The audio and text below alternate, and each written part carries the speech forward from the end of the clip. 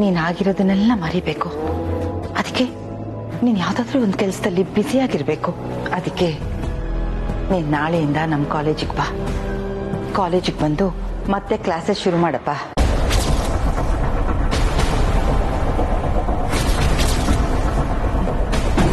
ನಾನು ಬರಲ್ಲ.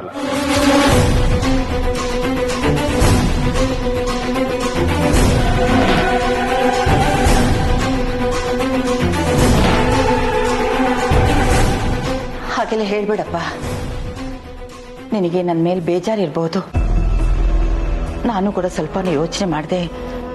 ನಿನ್ನನ್ನು ಅರೆಸ್ಟ್ ಮಾಡಿಸಿದ್ದೆ. ನಿಮ್ಮ ಮನೆಯವ್ರ ಮೇಲೆ ದ್ವೇಷ ಕಾರ್ತೆ. ಈಗ ನಾನು ನಿನ್ನನ್ನು ಮನಸಾರೆ ಕೇಳ್ಕೊತಾ ಇದ್ದೀನಿ, ದಯವಿಟ್ಟು ನಡೆದಿದ್ದನ್ನೆಲ್ಲ ಮರ್ತು ಬಿಡು ಕಂದ.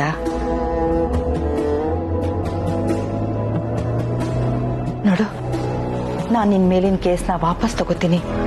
ನಿಮ್ಮ ಮನೆಯವ್ರ ಜೊತೆ ನಾನು ಮುಂಚಿನ ಹಾಗೆ ಇರ್ತೀನಿ. ಬೇಕಾದ್ರೆ ನಾನೇ ನಾಳೆ ಕಾಲೇಜಿಗೆ ಬಂದು ಎಲ್ಲರ ಎದುರುಗಡೆ ನಿನ್ನ ಕ್ಷಮೆ ಕೇಳ್ತೀನಿ ರಿಷಿ. ಓ ಶಿಟ್, ಈ ಅಜ್ಜಿ ಏನ್ ಮಾಡ್ತಾ ಇದ್ದಾರೆ?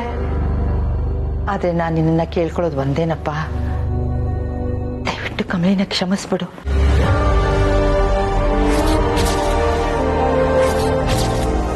ನನ್ನ ಮೊಮ್ಮಗಳಿಗೇನು ಅಂತ ನಿನಗೆ ಹೇಳ್ಬೇಕಾಗಿಲ್ಲ. ನಿನ್ನೆ ನೀನೇ ಬಂದು ನನಗೆ ಹೇಳಿದೆ, ಕಮಲಿ ಅವರು ಯಾರಿಗೂ ಕೇಳನ್ ಬಯಸಲ್ಲ, ಅವಳಿಗೆ ಕೆಟ್ಟದಾದ್ರೂ ಬೇರೆಯವ್ರಿಗೆ ಒಳ್ಳೇದೇ ಮಾಡ್ತಾಳೆ ಅಂತ. ಅಷ್ಟು ಬೇಗ ನಿನ್ನ ಮಾತು ನಿನಗೆ ಸುಳ್ಳು ಅನ್ಸ್ಬಿಡ್ತಾ ರಿಷಿ.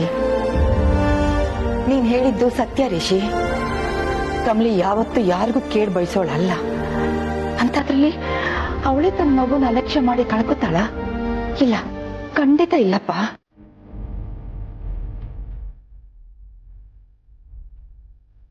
ಅವಳು ನಮ್ಮ ರಾಜ್ಯಕ್ಕೋಸ್ಕರ ಹಾಡಿದವಳು. ಆಗಿಂತ ಅಚಾತುರ್ಯ ನಡೆದು ಹೋಯ್ತು. ಇದ್ರಲ್ಲಿ ಅವಳದೇನು ತಪ್ಪಿಲ್ಲಪ್ಪ.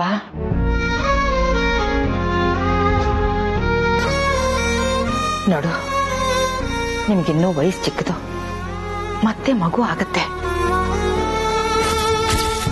ನಿನ್ ಮನ್ಸಲ್ಲಿ ಯಾವ ಕೋಪನ ಇಟ್ಕೊಳ್ದೆ ಕಮಲಿ ಹತ್ರ ಮುಂಚಿನ ಹಾಗೆ ಇರಪ್ಪ. ಎಲ್ಲ ಒಳ್ಳೇದಾಗತ್ತೆ.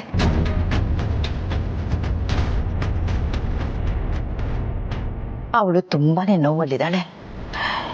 ಈ ಸಮಯದಲ್ಲಿ ಅವಳಿಗೆ ನಿನ್ನ ಆಸರೆ ಬೇಕಪ್ಪ. ದಯವಿಟ್ಟು ನೀವು ಯಾವ ಕೋಪನ ಮನಸ್ಸಲ್ಲಿ ಇಟ್ಕೊಳ್ಳದೆ ಅಷ್ಟೇ ಮುಂಚಿನ ಹಾಗೆ ಇರುಕಂದ.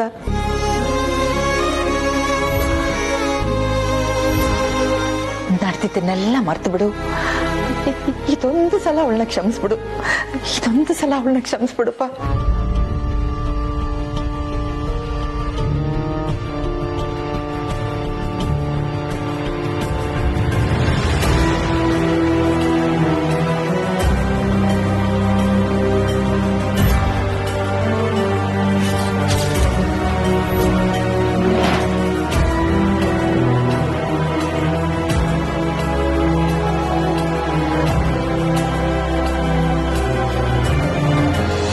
ಏನ್ ಕಮಲಿ ಇದು?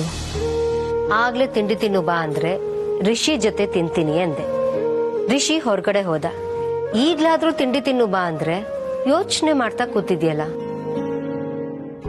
ಕಮಲಿ, ರಿಷಿ ನಿನ್ ಜೊತೆ ಮಾತಾಡ್ತಿಲ್ಲ ಅಂದ್ ಮಾತ್ರಕ್ಕೆ ಇಷ್ಟೊಂದು ಟೆನ್ಷನ್ ಯಾಕೆ ಇಷ್ಟೊಂದು ಅಪ್ಸೆಟ್ ಆಗ್ತೀಯ?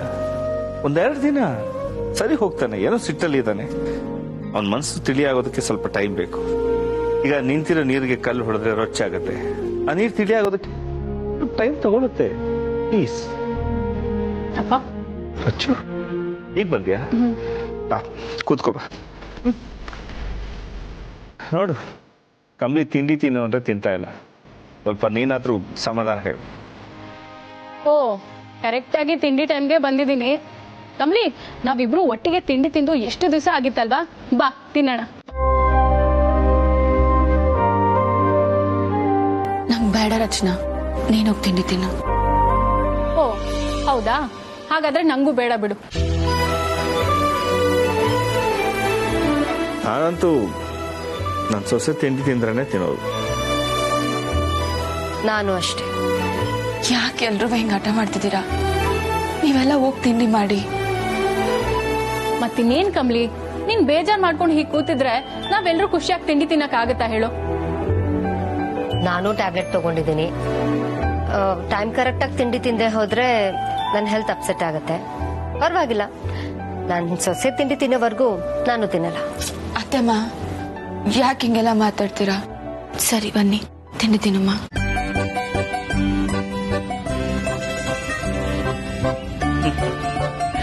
ಬನ್ನಿ ಬನ್ನಿ ಬನ್ನಿ. ಏನ್ ಹೇಳಿದ್ರಜಿ?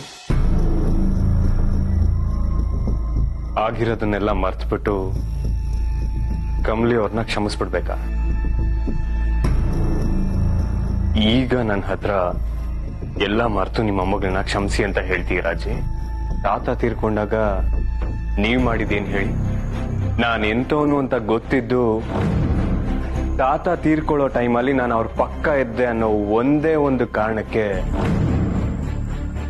ನಾನೇ ಕೊಲೆಗಾರ ಅಂತ ಹೇಳಿದ್ರಿ. ನಾನು ತಪ್ಪು ಮಾಡಿಲ್ಲ ಅಂತ ನಿಮ್ಗೆ ಅಷ್ಟು ಸಲಿ ಹೇಳಿದ್ರು ಅದನ್ನ ಕೇಳಿಸ್ಕೊಳಕ್ಕೆ ತಾಳ್ಮೆ ಇಲ್ಲದೆ ನನ್ನ ಅರೆಸ್ಟ್ ಮಾಡಿಸಿದ್ರಿ. ನನಗ್ ಸಂಬಂಧಪಟ್ಟ ಪ್ರತಿಯೊಂದನ್ನು ದ್ವೇಷ ಮಾಡಿದ್ರಿ. ಅವತ್ತು ಊರ್ಮಿಳ ಆಂಟಿ ಬರ್ದೇ ಇದ್ದಿದ್ರೆ ನಾನು ನಮ್ಮ ಮನೆಯವರು ಬೀದಿಗೆ ಬರ್ಬೇಕಾಗಿತ್ತು.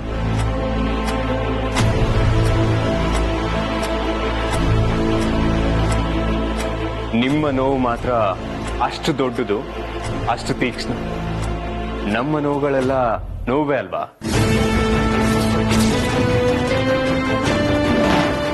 ನೀವು ಮಾತ್ರ ತುಂಬಾ ಹತ್ರದವ್ರನ್ನ ಕಳ್ಕೊಂಡಿರೋದು. ನಾವ್ ಯಾರನ್ನೂ ಕಳ್ಕೊಂಡೇ ಇಲ್ವಾ? ತಾತಂದು ಮಾತ್ರ ನ ಜೀವ. ನಿಮ್ಮ ಮೊಮ್ಮಗಳು ಹೊಟ್ಟೆಲಿತ್ತಲ್ಲ ಆ ಪುಟ್ಟು ಮಗು, ಅದ್ರದ್ದು ಜೀವ ಅಲ್ವಾ? ತಾತ ಆದ್ರೂ ತಮ್ಮ ಜೀವನನ ಪರಿಪೂರ್ಣವಾಗಿ ಬದುಕಿದ್ರು. ಹೆಂಡತಿ, ಮಕ್ಕಳು, ಮೊಮ್ಮಕ್ಕಳು ಅಂತ ಎಲ್ಲದನ್ನು ಅನುಭವಿಸಿದ್ರು. ಆದ್ರೆ ನನ್ ಪುಟ್ಟು ಕಂದಮ್ಮ ಕಣ್ಬಿಟ್ಟು ಪ್ರಪಂಚನೇ ನೋಡಿರ್ಲಿಲ್ಲ. ತಮ್ಮ ಸ್ವಾರ್ಥಕ್ಕೆ ನಿಮ್ಮ ಮೊಮ್ಮಗಳು ನನ್ನ ಮಗುನೇ ಕೊಂದ್ರಲ್ಲ. ಅವ್ರನ್ನ ಹೇಗಜ್ಜಿ ನಾನು ಕ್ಷಮಿಸ್ಲಿ? ನಾನು ಅವ್ರನ್ನ ಯಾವತ್ತಿಗೂ ಕ್ಷಮಿಸಲ್ಲ. ಯಾಕಂದ್ರೆ ಅವರು ಕ್ಷಮಿಸೋ ಅಷ್ಟು ಚಿಕ್ಕ ತಪ್ಪು ಮಾಡಿಲ್ಲ ಅಜ್ಜಿ. ಅವ್ರು ನನಗೆ ನಮ್ಮ ಮನೆಯವ್ರಿಗೆ ಮೋಸ ಮಾಡಿದ್ದಾರೆ. ಕಬಡ್ಡಿ ಆಡ್ಬೇಡಿ ಆಡ್ಬೇಡಿ ಅಂತ ಎಷ್ಟು ಕೇಳ್ಕೊಂಡೆ. ನನ್ನ ಮಾತನ್ನ ಮೀರಿ ಹೋಗಿ ಕಬಡ್ಡಿ ಆಡಿದ್ರು. ನನ್ನ ಕನ್ಸು, ಆಸೆ ಎಲ್ಲದನ್ನು ನುಚ್ಚು ನೂರು ಮಾಡಿದ್ರು. ಇದನ್ನ ನಾನು ಸಾಯೋ ತನಕ ಮರೆಯಲ್ಲ. ಈ ತಪ್ಪನ ಕ್ಷಮಿಸೋದು ಇಲ್ಲ. ಇನ್ಯಾವತ್ತು ನಾನು ಕಮಲಿ ಅವ್ರ ಹತ್ರ ಮೊದಲಿನ ಹಾಗೆ ಇರಲ್ಲ. ಸಾಕು, ಸುಮ್ಮನೆ ಋಷಿ. ಸಿಟ್ಟಿನ ಕೈಗೆ ಬುದ್ಧಿ ಕೊಟ್ಟು ಏನೇನೋ ಮಾತಾಡ್ಬೇಡ. ಗಂಡ ಹೆಂಡತಿ ಅಂದ್ಮೇಲೆ 1000 ಬರುತ್ತೆ, 1000 ಹೋಗುತ್ತೆ. ಹಾಗಂತ ಪ್ರೀತಿ ಸತ್ತೋಗುತ್ತಾ? ಸಾಯ್ಬಾರ್ದು ಋಷಿ, ಸಾಯ್ಬಾರ್ದು. ಇದ್ರಲ್ಲಿ ಅವಳು ತಪ್ಪೇನಿದೆ? ಅವಳು ಬೇಕು ಅಂತ ಅಬಾರ್ಟ್ ಮಾಡ್ಕೊಂಡ್ಲಾ? ಇಲ್ವಲ್ಲ. ಏನೋ ಅವಳಿಗೆ ಗೊತ್ತಿಲ್ಲದೆ ತಪ್ಪು ನಡೆದೋಗಿದೆ. ಅದಕ್ಕೆ ನೀನ್ ಈ ರೀತಿ ಎಲ್ಲ ಮಾಡ್ಬೋದಾ? ನಿನಗ್ ಗೊತ್ತಿಲ್ಲದೆ ನೀನ್ ತಪ್ಪು ಮಾಡ್ತಿದ್ಯಾ ರಿಷಿ. ಇದು ಸರಿ ಇಲ್ಲ. ನಿನ್ನ ಅವಳ ಮಧ್ಯೆ ಅಂತರ ಆಗೋದಕ್ಕೆ ಬಿಡ್ಬೇಡ. ಅವಳನ್ನ ಕ್ಷಮಿಸ್ಬಿಡು. ಇಲ್ಲಾಂದ್ರೆ ಕೈ ಮೀರೋಗತ್ತೆ ರಿಷಿ. ಕೈ ಮೀರೋ ಹಾಗೆ ಮಾಡಿದ್ದು ನಿಮ್ಮ ಮೊಮ್ಮಗಳು.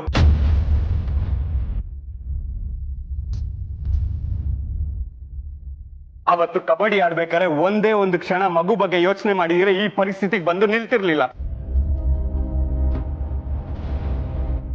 ಅಷ್ಟೆಲ್ಲ ಆದ್ಮೇಲೆ ಹೇಳ್ದಿರ ಮುಚ್ಚಿಟ್ರಲ್ಲ, ಅದು ದ್ರೋಹ ಅಲ್ವಾ? ನಾನು ಅವ್ರ ಮೇಲೆ ಇಟ್ಟಂತ ಬೆಟ್ಟದಷ್ಟು ನಂಬಿಕೆನ ಕಳ್ಕೊಂಡಿದ್ದಾರೆ. ಇನ್ಯಾವತ್ತು ನಾನು ಕಮಲಿಯವರು ಮೊದಲಿನ ಹಾಗೆ ಇರೋದಕ್ಕೆ ಸಾಧ್ಯ ಇಲ್ಲ.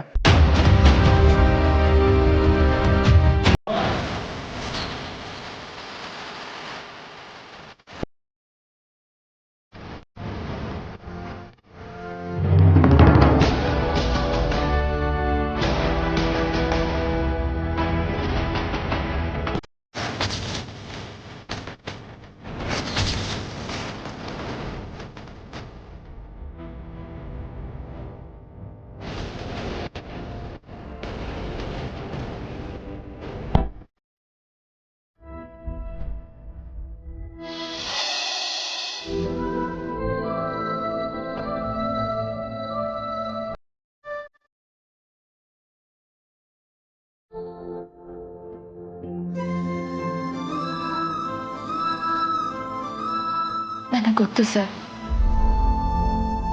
ನಿಮ್ ಮನ್ಸಿಗೆ ಸ್ಯಾನೆ ನೋವಾಗೈತೆ. ಹಂಗಂತ ನೀವ್ ಎಲ್ಲಿಗಾದ್ರೂ ಹೋದ್ರು ಸುಮ್ಕೆ ಇರೋ ಅಂತವಳು ನಾನಲ್ಲ. ನೀವು ಬೇಕಾದ್ರೆ ನನಗ್ ಬೈರಿ ಓಡಿರಿ, ಏನ್ ಬೇಕಾನ ಮಾಡಿ, ಆದ್ರೆ ನೀವು ನನ್ನ ಕಣ್ಮುಂದೆ ಇರ್ಬೇಕು ಆಟಿಯ. ನಾನೇ ನಿಮಗ್ ಫೋನ್ ಮಾಡ್ತೀನಿ, ನಾನೇ ಮಾತಾಡ್ತೀನಿ ಸರ್.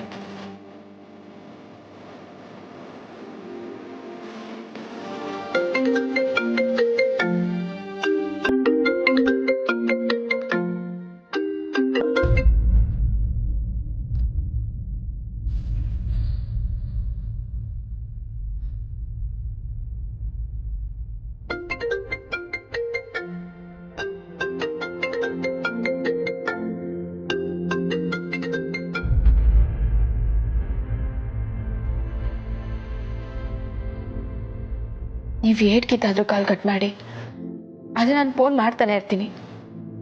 ನಾನಂತೂ ಬಿಡಕ್ಕಿಲ್ಲ.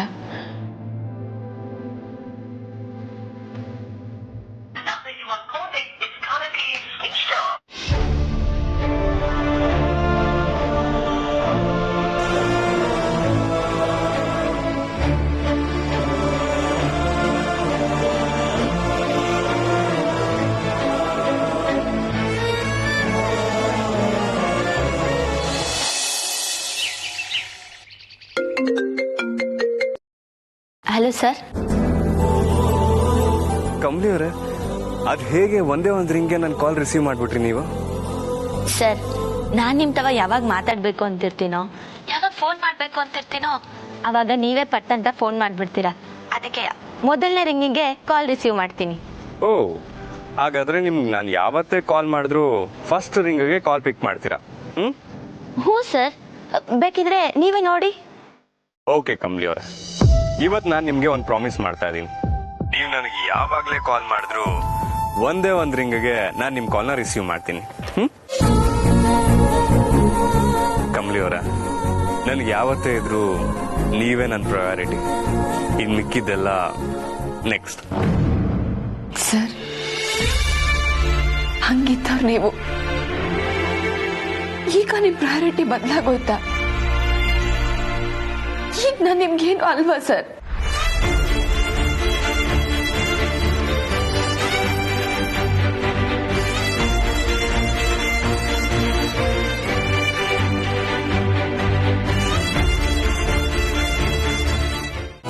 ಓ ಮೈ ಗಾಡ್, ಅಜ್ಜಿ ಸಖತ್ ಟೆನ್ಷನ್ ಕೊಟ್ಬಿಟ್ರಲ್ಲ. ಅಲ್ಲ ಮಾಮ್, ಅವ್ರು ಮೊದಲು ರಿಷಿ ಅಂಡ್ ಕಮ್ಮಿ ಜೊತೆ ಹೇಗಿದ್ರು ಮತ್ತೆ ಹಾಗೆ ಇರಕ್ಕೆ ತುದಿಗಾಲಲ್ಲಿ ನಿಂತಿದ್ದಾರೆ ಅನ್ಸುತ್ತೆ. ಅಲ್ಲ ಮಾಮ್, ಅವ್ರಿಗೆ ಯಾಕೆ ಬೇಕು ಮತ್ತೆ ರಿಷಿನ ಕಾಲೇಜಿಗೆ ಸೇರಿಸ್ಕೊಳ್ಳೋದು? ದೇವಿ, ನೀನ್ ಅಜ್ಜಿನ ಬೈಬಾರ್ದು, ಥ್ಯಾಂಕ್ಸ್ ಹೇಳ್ಬೇಕು. ವಾಟ್? ನಾನು ಅಜ್ಜಿಗೆ ಥ್ಯಾಂಕ್ಸ್ ಹೇಳ್ಬೇಕಾ? Why mom? ನನಗ್ ಬರ್ತಿರೋ ಕೋಪಕ್ಕೆ ಅಜ್ಜಿನ ಹಾಗೆ. ದೇವಿ, ನೀನು ಒಂದ್ ಆಂಗಲಿಂದ ಮಾತ್ರ ಯೋಚನೆ ಮಾಡ್ತಿದ್ಯಾ, ಆದ್ರೆ ಅಜ್ಜಿ ನಮ್ಗೆ ಒಳ್ಳೆ ಐಡಿಯಾನೇ ಕೊಟ್ಟಿದ್ದಾರೆ. ಏನದು ಮಾಮ್? ರಿಷಿನ ಮತ್ತೆ ಕಾಲೇಜಿಗೆ ಅಪಾಯಿಂಟ್ ಮಾಡ್ಕೊಳ್ಳೋದು. ಮಾಮ್, ಏನ್ ಹೇಳ್ತಾ ಇದ್ದೀರಾ ನೀವು? ಅಲ್ಲ, ರಿಷಿ ಕಾಲೇಜಿಗೆ ಬಂದ್ರೆ ಅವನು ಮತ್ತೆ ಅಜ್ಜಿ ಕ್ಲೋಸ್ ಆಗ್ತಾರೆ. ಅದಾದ್ಮೇಲೆ ಅಜ್ಜಿ ಅವನ್ನ ಕಮಲಿನ ಒಂದು ಮಾಡ್ಬಿಟ್ರೆ? No, you wrong. Rishi college ಬರೋದ್ರಿಂದ ಹತ್ರ ಆಗೋದು ಕಮಲಿಗಲ್ಲ, ನಿನಗೆ.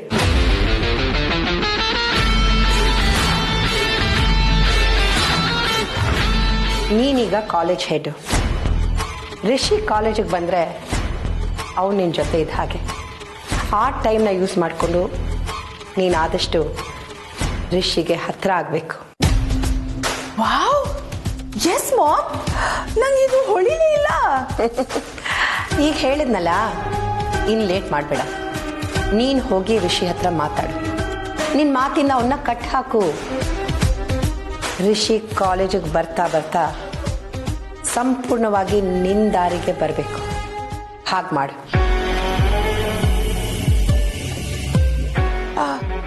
ಓಕೆ ಮಾಮ್, ಬಟ್ ಈಗ ರಿಷಿ ಎಲ್ಲಿದ್ದಾನೆ ಅನ್ನೋದು ನನಗೆ ಹೇಗೆ ಗೊತ್ತಾಗುತ್ತೆ? ರಿಷಿ ಎಲ್ಲಿದ್ದಾನೆ ಅಂತ ಕಂಡು ಹಿಡಿಯೋದು ನನಗೇನು ದೊಡ್ಡ ವಿಷಯ ಅಲ್ಲ. ನೀನು ಹೋಗೋದಕ್ಕೆ ಪ್ರಿಪೇರ್ ಆಗು. ಲೊಕೇಶನ್ನ ನಾನು ಕಳಿಸ್ತೀನಿ. Okay ma'am.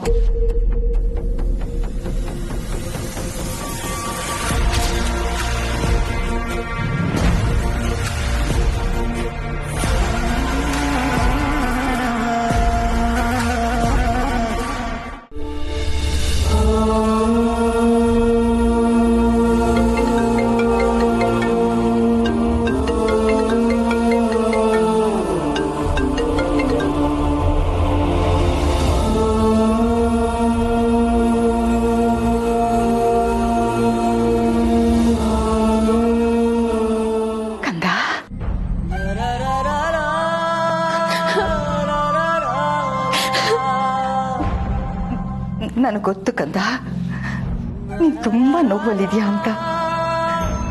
ಯಾಕಂದ್ರೆ ಜಗತ್ತಲ್ಲಿ ಎಲ್ಲ ಅಗಲಿಕೆಗಿಂತಾನು ತುಂಬಾನೇ ನೋವುಲಾಗಿಕೆ ಅಂದ್ರೆ ಅದು ತಾಯಿ ಮಗುನ ಕಳ್ಕೊಳ್ಳೋದು. ಮಗು ಹುಟ್ಟಿದ ಮೇಲೆ ಎಲ್ಲರೂ ಅದನ್ನ ಎತ್ತಿ ಮುತ್ತಾಡಿ ಪ್ರೀತಿಸ್ತಾರೆ. ಆದ್ರೆ ತಾಯಿ ಅದು ಹುಟ್ಟೋಕ್ ಮುಂಚೆನೆ, ಅದನ್ನ ನೋಡೋಕ್ ಮುಂಚೆನೆ ಪ್ರೀತಿಸ್ತಾಳೆ. ಆದ್ರೆ ಈಗ ನೀನು ಆ ಮಗುನ ಕಳ್ಕೊಂಡಿದೀಯ. ಅದ್ರ ಜೊತೆಗೆ ರಿಷಿ ನಿನ್ ಮೇಲೆ ಕೋಪ ಮಾಡ್ಕೊಂಡಿರೋ ನೋವು ಬೇರೆ. ಆದ್ರೆ ಒಂದು ಮಾತ್ರ ತಿಳ್ಕೊಕಂದ, ಈ ನೋವು ಯಾವತ್ತಿಗೂ ಶಾಶ್ವತ ಅಲ್ಲ. ಇದೆಲ್ಲ ಖಂಡಿತ ಸರಿ ಹೋಗುತ್ತಮ್ಮ. ಎಲ್ಲ ಸರಿ ಹೋಗ್ಬೇಕು ಅಂದ್ರೆ ನೀನ್ ಮೊದಲು ಗಟ್ಟಿ ಆಗ್ಬೇಕು ಕಂದ, ಗಟ್ಟಿ ಆಗ್ಬೇಕು. ನಿಮ್ ತಾತ ತೀರ್ಕೊಂಡಾಗ ನೀನ್ ನನಗೆ ಎಷ್ಟೊಂದು ಧೈರ್ಯ ಹೇಳಿದೆ ಕಮಲಿ. ಈಗ ಅದೇ ರೀತಿ ನೀನು ಧೈರ್ಯ ತಂದ್ಕೋಬೇಕಮ್ಮ.